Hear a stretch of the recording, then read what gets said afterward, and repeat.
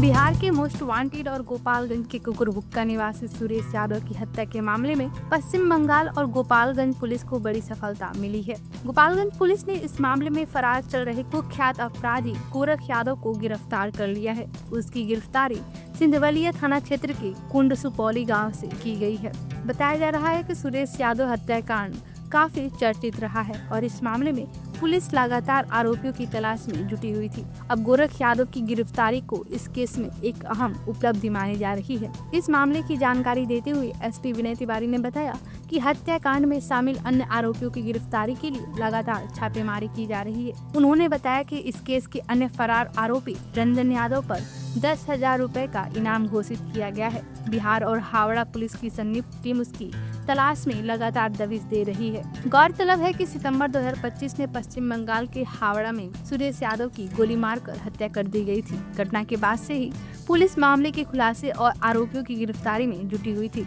SP Vinay Tiwari के नेतृत्व में गोपालगंज पुलिस की सक्रियता और तेजी से कार्रवाई के क्षेत्र में सराहना हो रही है। लगातार दबिश और सटीक कार्रवाई के चलते पुलिस को यह सफलता मिली है। फिलहाल पुलिस पूरे मामले की गहराई से जांच कर रही है और फरार अन्य आरोपियों की गिरफ्तारी के प्रयास तेज कर दिए गए हैं। इसके साथ ही एक और मामला है। सितंबर 2025 में हावड़ा में, कलकत्ता में एक कुकुरहुक्का में, गोपालगंज का जो कुकुरहुक्का है वहाँ के एक रहने वाले व्यक्ति की हत्या हुई थी। हालांकि उनका भी आपराधिक इतिहास था लंबा चौड़ा और उनकी भी हत्या हुई थी और हत्या का जो खुलासा है वो कलकत्ता पुलिस ने किया था। लेकिन हावड़ा पुलिस लगातार हम लोगों के संपर्क में थी और उसमें जो एक अपराधी था गोरख यादव, उसकी गिरफ्तारी के लिए कलकत्ता पुलिस लगातार हम लोग संपर्क में थी। तो कल रात में ही डीएसपी नीरव के नेतृत्व में एक टीम और बनाई गई थी। उन्होंने फिर जाकर रात में रेड की और सिंधवलिया थाना क्षेत्र से गोरख यादव को गिरफ्तार किया गया है। उसको जेल भेजा जा रहा है। ये बड़ा सनसनीखेज मामला था। इसने बिहार और बंगाल दोनों तरफ सनसनी मचाई थी।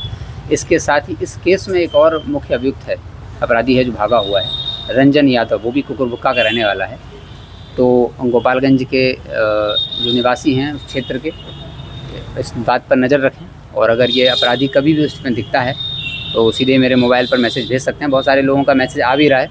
ज़मीन के मामलों में बहुत सारे मैसेज आ रहे हैं, तो उनकी जांच हम लोग कर रहे हैं।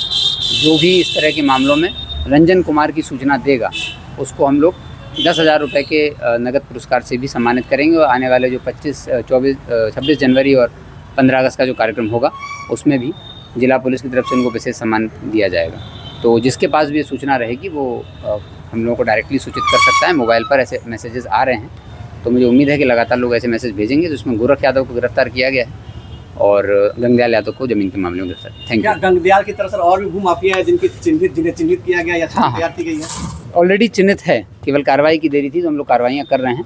जो भी जिन लोगों की भी ज़मीन हड़पने का प्रयास किसी ने किया है वो लोग स्पष्ट रूप से थाने में या मेरे पास आकर के या डीएसपी साहब के पास आकर के आवेदन दे दें। चाहे पूर्व में भी भली लोगों को अपनी ज़मीन को किसी को बेचना पड़ा हो मजबूरन, बस अगर कोई अपराध हुआ है तो उसकी जांच पुनः की जाएगी। Thank you.